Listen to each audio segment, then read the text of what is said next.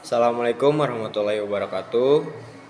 Perkenalkan, nama saya Dena Rangga Mulyana dari kelas 11 PH 3. Di sini saya akan membuat video tentang sejarah renang.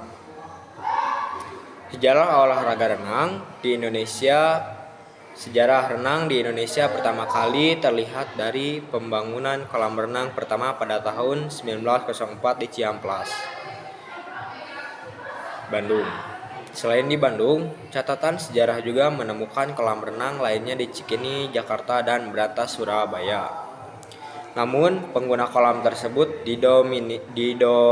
didominasi oleh keturunan Belanda saja, sehingga orang-orang Indonesia tidak memiliki kesempatan renang atau mempelajarinya. Mengingat pemberlakukan tiket yang mahal dan peraturan khusus kolam yang hanya diperuntukkan oleh para bangsawan saja.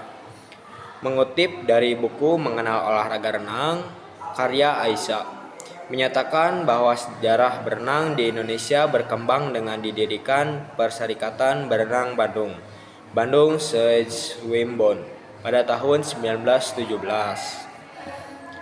Setahun berikutnya, pada tahun baru pada 1918 dibentuk Perserikatan Berenang Jawa Barat, West Java Schwimmebond, yang terdiri dari sekolah-sekolah. Lalu pada 1924 didirikan Perserikatan Berenang Jawa Timur, Old Java Schwimmebond, yang sehingga menghasilkan rekor-rekor baru di kejuaraan Belanda. Pada masa pendudukan Jepang, Indonesia mempunyai kesempatan yang lebih besar untuk belajar renang. Hal ini mendorong penyelenggaraan perlombaan renang dan kemunculan atlet-atlet renang dari pelosok negeri yang dapat bersaing di tingkat internasional. Nama induk olahraga renang di Indonesia adalah Aquatic Indonesia sejak Agustus 2023 mengikuti perubahan FINA menjadi World Aquatics. Sebelumnya, organisasi tersebut bernama Persatuan Renang Seluruh Indonesia (PRSI). Bahkan saat dibentuk pertama kali pada 24 Maret 1951, organisasi tersebut bernama Persatuan Berenang Seluruh Indonesia (PBSI). Kongres pertama kali dilakukan di Jakarta dengan memutuskan ketua pertama yaitu Prof. Dr. Poirwo Soedarmo. Selanjutnya, PBSI diterima menjadi anggota PORI, Perserikatan Olahraga Olimpiade Indonesia, yang kemudian berubah menjadi KOI, Komite Olimpiade Indonesia. Hal ini menunjukkan olahraga renang di Indonesia dapat bergabung dalam kompetisi internasional sehingga pada 1952 PBSI terdaftar sebagai anggota FINA dan IOC, International Olympic Committee. Hanya saja ada permintaan untuk diubah karena PBSI juga dipakai induk olahraga bulu tangkis. Teknik renang gaya punggung, usahakan pinggul, kepala, dan leher tetap rileks dan dalam posisi yang lurus dengan badan.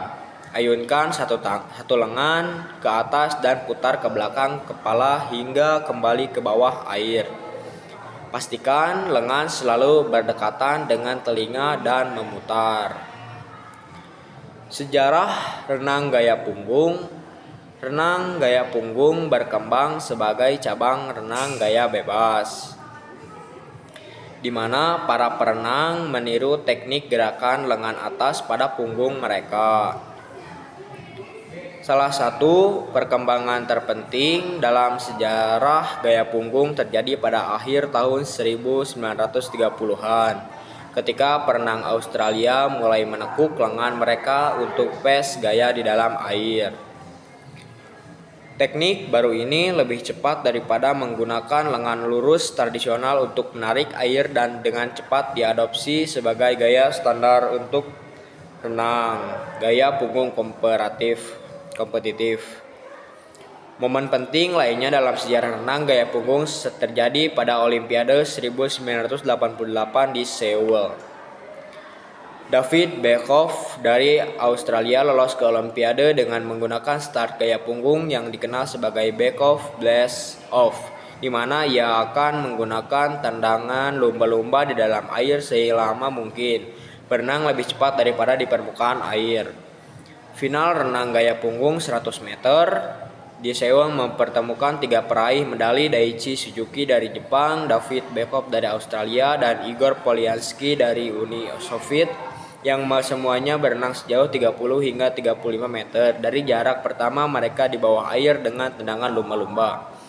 Badan Pengatur Dunia FINA bereaksi dengan membatasi jarak berenang bisa tetap menyelam di awal setiap panjang. Awalnya menjadi 10 m, kemudian pada tahun 1991 menjadi 15 m. Namun setahun kemudian FINA mengubah pembatasan pada putaran gaya punggung dengan memperbolehkan perenang menyentuh dinding menggunakan bagian tubuh manapun, bukan hanya tangan. Walaupun untuk finish, perenang gaya punggung tetap harus menyentuh dengan tangan. Dengan cepat menjadi hal yang lumrah bagi perenang gaya punggung untuk mengembalikan badan ke depan saat mendekati dinding, berputar cepat di bawah air dan menyentuh dinding dengan kaki lalu menendang untuk menempuh jarak berikutnya. Mungkin segitu saja dari tentang gaya renang. Di sini saya dan Rangga maaf bila ada kesalahan kata. Wassalamualaikum warahmatullahi wabarakatuh.